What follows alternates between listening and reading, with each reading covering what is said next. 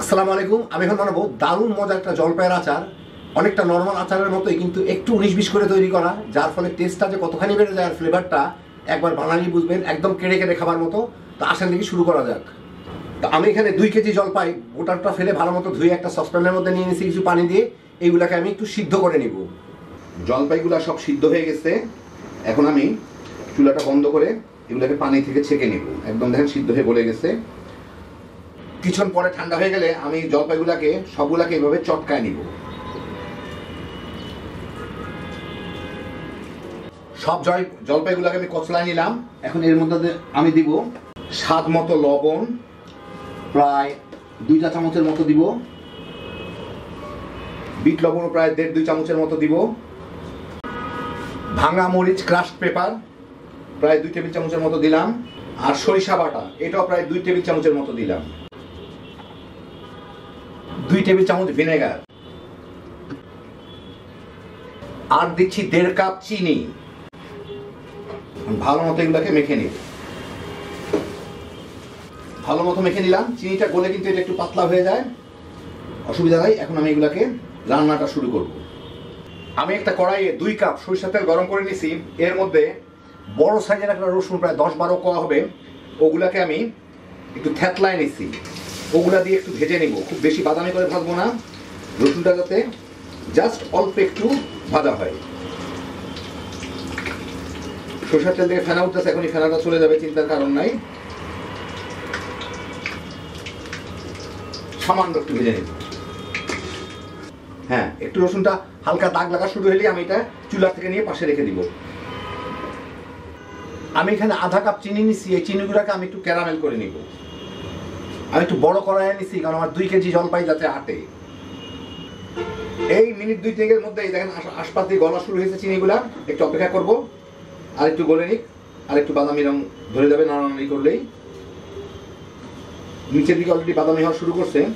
এখন একটু নেড়ে চেড়ে চিনিটা পুরা গলায় পছন্দ মতো একটু রং দিয়ে নিব, বাদামি করে নিব।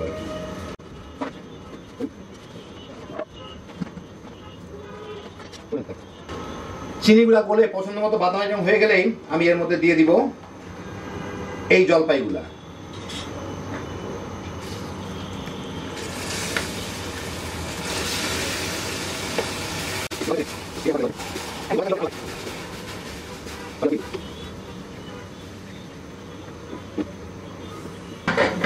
এটা এখন ভালো মতো মিশাই নেই।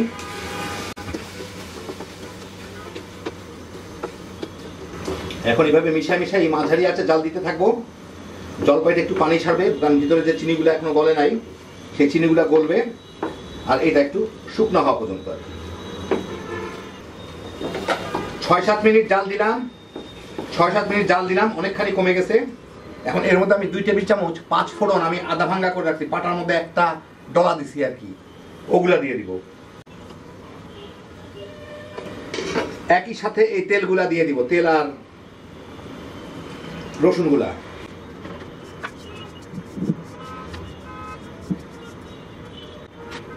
দিয়ে এর সাথে আমি ভালো মতো মিলায় 7-8 মিনিট ভেজে নিব। এখন তেল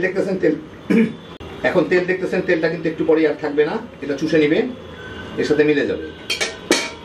এর সাথে ভালো মতো মিশায় জাল দিয়ে নিব।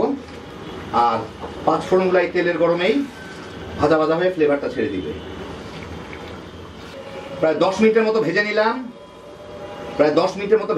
তেলগুলো প্রায় অর্ধেক টেনে নিচ্ছে। এখন চুলাটা বন্ধ করলে কিন্তু বাকি তেলটা টেনে নিবে। সুন্দর ভাজা ভাজা হয়ে গেছে, কালারটাও সুন্দর এসে গেছে। এখন আমি এই আচারগুলোকে একটু পাশে সরাই এইখান থেকে কিছু তেল উঠে নিব। চুলাটা বন্ধ করে দিই, তেল উঠে নিব, কারণ আমি যখন কোনো কিছুর মধ্যে রাখবো তখন উপর থেকে কিন্তু তেল ঢেলে দিতে হবে, যাতে এটা ডুবে থাকে তেলের মধ্যে। সেই জন্য এখনই এখান থেকে আমি তেল উঠে নিই, কারণ এটা ঠান্ডা হইতে থাকলে কিন্তু তেলগুলা সব চুষে নিবে আচারটা। অতএব আমি যতদূর পারি ততদূর সম্ভব তেল আমি উঠে নিব, কারণ বয়মে যখন রাখবো বয়মের উপরে আচারগুলা রেখে তারপরে তেল ঢেলে দিলে তাহলে আর আচারে ফাঙ্গাস পড়বে না। বাস আমি মোটামুটি ভাবে 1 কাপের মতো তেল উঠে নিলাম। 1 কাপ না, 1 কাপের মতো হবে, 3/4 কাপের মতো হবে। এখন বাকি তেলটুকু যে দেখতেছেন, আচারটা ঠান্ডা হওয়ার সাথে সাথে এই তেলগুলাকে এমনি নিজেই টেনে নিয়ে চলে যাবে। একটু ঠান্ডা হলে আপনাদের আমি পরিবেশন করে দেখাচ্ছি, বয়মে ভরে দেখাচ্ছি কি করে সংরক্ষণ করে রাখবেন। তো কিছু ঠান্ডা হওয়ার পরে এই হলো দেখেন আচার, তেলগুলো প্রায় টেনে গেছে, অল্প কিছু তেল আছে। যাই হোক, এটা এখন সংরক্ষণ পদ্ধতি হচ্ছে যে কোনো একটা কাচের বয়ম নিয়ে মুখটাতে ভালো মতো টাইট করে রাখানো যায়, একদম পরিষ্কার বয়ম নিয়ে ওর মধ্যে এগুলোকে ভরে দিতে হবে।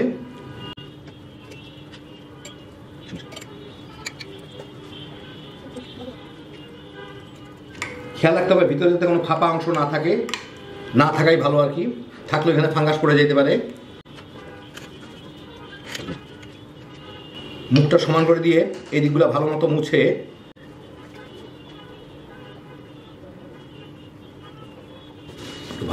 নেওয়া সবচেয়ে ভালো।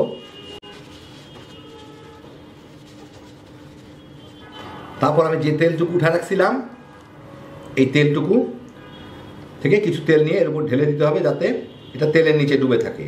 আর যদি আপনাদের তেল উঠে রাখতে ভুল হয়ে যায় অথবা তেল বেশি না দিয়ে থাকেন তাহলে কিছু সরিষার তেল গরম করে তারপরে ঢেলে দিতে হবে। বাস, তারপরে মুখটা লাগায় রেখে দিবেন। এটা প্রায় বছর খানেকের মতো ভালো থাকবে। আর ফ্রিজে রাখলে অত তেল রাখার দরকার নেই, এমনি এটা ভালো থাকে। তো দেখেন হয়ে গেল আমার দারুণ মজার একটু অন্য রকমের জলপাইয়ের আচার। চিনিটা ক্যারামেল করে এইভাবে একই মশলা দিয়ে বানায় দেখেন, কি যে মজা, এটা খাইতে একবার বানালেই বুঝবেন। ভাত, খিচুড়ি, পোলাও, বিরিয়ানির সাথে কিংবা এমনি তামা করে খায় ফেলাইতে পারবেন।